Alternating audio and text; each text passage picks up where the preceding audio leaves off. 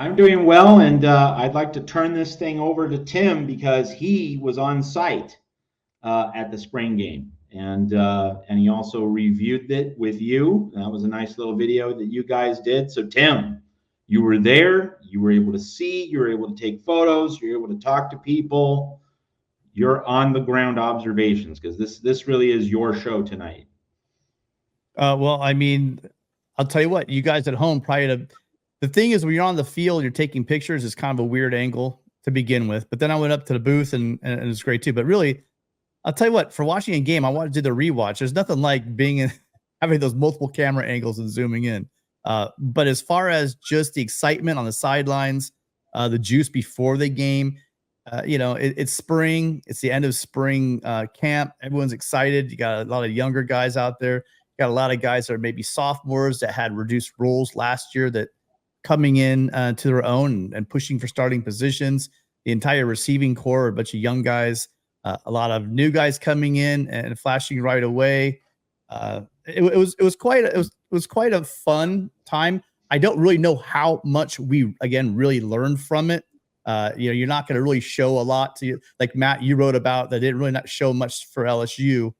In the game planning, you don't really want to show too much, but the defense does hop differently, look differently, step differently, walk differently. Everything about it just seems a lot more confident.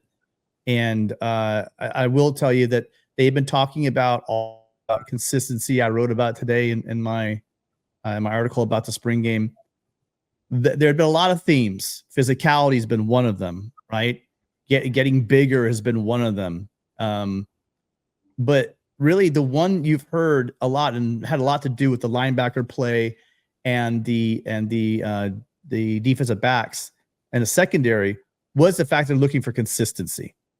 And that is one thing. If you're a USC fan and you're all out there, if you guys are here at this time of the year watching this, you are a true diehard. You know there were two things missing, amongst others, but two main things missing. One, there was a lack of physicality on that defense. There's no other way to say it. Because of the size or because of just the aggressiveness, there was a lack of physicality going on the defense. Two was the consistency. You would see a great play flash. You see something really special happen. And then you would give up, like I talked about with you, Matt, with Mark, you give up a 70-yard wheel route to Vaki in the Utah game. And so it was, you wanted to pull your hair out. So we could focus on the interceptions, which were, again, Lincoln Riley said there was one bad pass. I tend to agree with him. The other three were good plays. And a third one, DeCarlos Nicholson, also early in the game, was kind of beat on a play, but he closed the ground. He used his length, 6'3", 6'4". I don't know exactly, but he's a tall corner, and he just popped it away. I mean, so these little things you're seeing on the defense were not there. Sure, there were some busted plays, but on those busted plays, you got to remember, it's not just the first string, it's the second string, third string, and fourth string out there as well. So it did tend to happen on not against the first. The first string looked pretty tight, very, very tight. And I'd a lot to look forward to. Again, we're not going to see on the offensive side or the defensive side really the wrinkles and stuff. But from what I did see, I was very happy with the consistency of play that we had in the secondary. Man, I think takes? I think one thing we have to start with is just the absence of really embarrassing moments, right? Like there are things you want to see, and then there are things you don't want to see. And just the absence of clown car moments, the absence of, very amateurish, out of position moments for this USC defense, just the absence of the really bad stuff. Like, you're not going to see a fully polished, fixed product, but just eliminate the clutter, right? Eliminate the things that showed us that, that the previous coaching staff didn't have a clue. That's been weeded out of the system already. So you don't want to overreact to a spring game, of course, but you do also want to be able to say some things confidently and positive when you see them. And like we can already see that this defensive coaching staff, like it's for real. I don't think that you have to. It's not a reach, right? It's not a reach to say that USC already does have in place a tremendous upgrade. So the spring game is kind of the affirmation, the confirmation of that reality. It's interesting. We've been talking in the offseason mostly about Eric Henderson, Coach Henney, and his dog work. And also Matt Entz, has certainly gotten some publicity, a two-time national champion FCS head coach. But like the assistant coach who stole the show, the assistant coach whose work really was primary in this spring game was Doug Belk. Like Doug Belk and what he has done with this secondary, like that's the main story, certainly on the defensive side of the ball. We can debate what the bigger story is with the whole roster, but certainly on the defensive side of the ball, it's Doug Belk's secondary really stepping up. And it wasn't just a matter of one guy; it was various guys stepping in, making contributions. And everyone being in position. And when you think about the really good coaches in college football, one of the central and first things you associate with elite coaching is they have their guys in position, and that marked the USC secondary on as Tim said, a consistent basis on Saturday. So, Coach Henney, Entz, Danton Lynn, they all were getting lots of publicity in the offseason, and rightly so. Like they all earned it. But now you have Doug Belk who's saying, hey, let me elbow my way in here. I deserve to have stature on par with these other really credentialed guys. So, for USC to now have that statement and for Belk really to lift his profile and really get a lot of positive attention, what a great storyline for USC in light of all the defensive coaching staff adjustments it's been making. It brings to mind that late drive by San Jose State at the end of the first half against USC when they were hanging in to stay in within contact, and they were really completely outplayed by the Trojans, but they blew a play in the inside, 45 seconds left in the first half, gave up a touchdown. Sure, you can't. Every team's going to give up plays and blow coverages, but it was that microcosm that I remember marking with Matt in particular to say, yes, they weren't threatened in that game. Of course, they won easily, but let's mark that moment. Is this a trend? Yes, it's a trend, but they apparently have cleaned those things up. Not that they won't blow coverages and assignments, of course, this year, but it should be at a minimum. Absolutely. So, we're in good hands on defense in terms of the coaching, in terms of the player development. But in terms of segueing, I think, to another main top line story from the spring game, I think it has to be the interplay between the offensive and defensive lines. And this is something that we talked about in the past few weeks, as we previewed the spring game. We talked about, we want both lines to walk away with some degree of confidence. But if the needle had to move in one direction, if the scales had to tip toward one side, would have liked the defensive line to especially walk away with a little bit more confidence. Now, first of all, like the offensive line showed well, and that's great. Like we want to see that. But, and this is where we have to temper some of our enthusiasm about that offensive line is, the offensive line success might have come at the expense of the defensive line not having, any kind of monster showing up front. And so, like, in terms of what USC needs for its 2024 roster, not talking about future recruiting classes, anything like that, just 2024, this game really, really underscored the point that, the Trojans are not there on the defensive line. They need a couple more really good pickups in the portal, pickups that haven't come.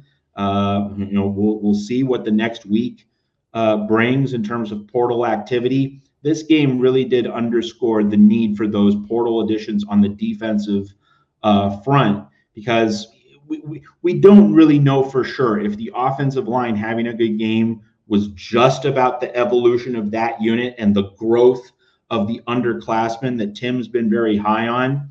I mean, and I would like to think that that's certainly real. That is certainly a legitimate storyline, the offensive line's growth and evolution with this new crop. and that's positive, but you don't want to overemphasize the positive, because it could be that the defensive line this offensive front was going up against isn't all there, isn't fully stocked, isn't fully loaded with the level of talent that USC needs. So Tim, I know that you want to weigh in on this. Well, Barry Alexander didn't play, so that has a little to do with it. I agree with you. So talking about the level, they just lost Rakes to the portal. They're talking about basically your 2 starting defensive tackles were not available for the game. So until they replace Rakes with another big run stuffing, big guy, space eater, nose tackle in the middle, they had Kobe Pepe go out there, played well, but I think unless he turns it up a little bit, that's not going to bode well for USC. This year, I could be wrong. He played well, but I don't think I saw anything from that position that made me excited that hey, look, we got it solved. We got it figured out.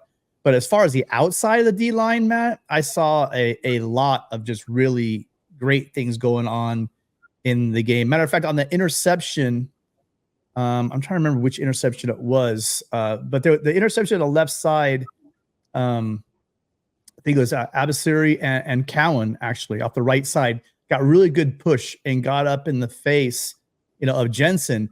It was Maliki Crawford. And then the throw, it was like, wow, that was a really ill-advised throw.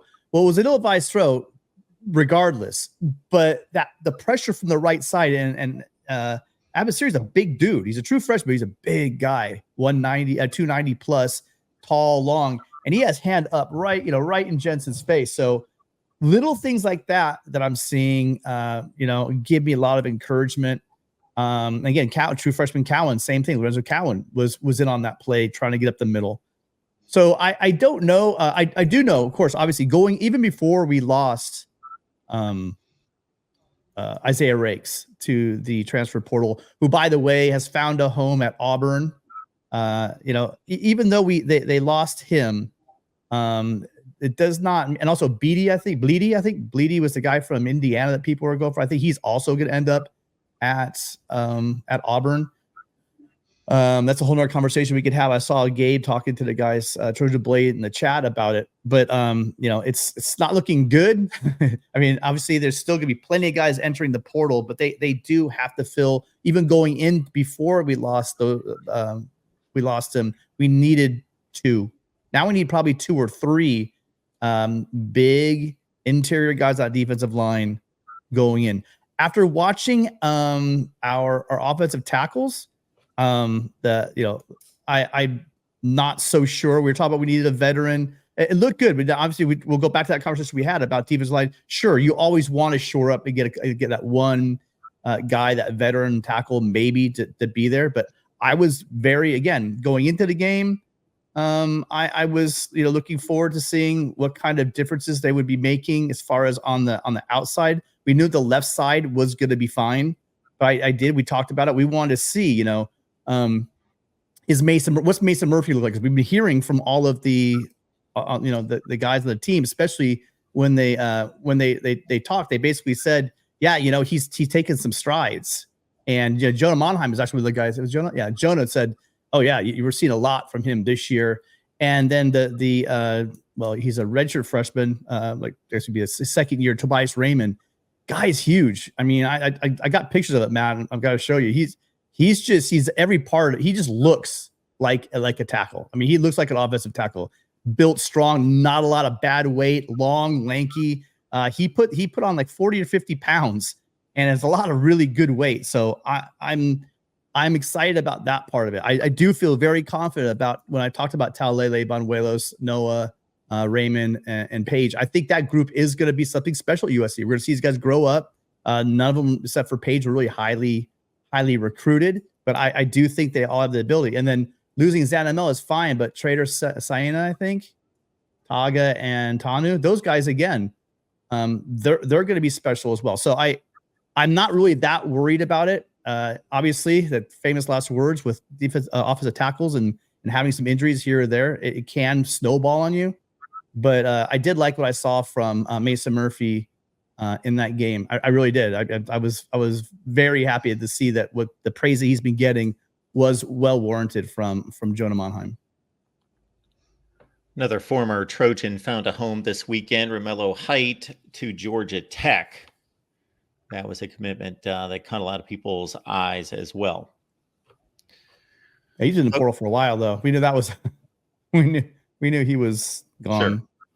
But yeah, it's I wish them all the best. All the Trojans to portal out. Yeah, you can't help but root for these guys, especially the guys that came here, got their degree from here. They're Trojans, and now they're just trying to get some film going on. Some of them have working on master's degrees, and they're like, look, we're going to move on because we want to play football. And if there's not a spot here, you just got to wish them the best.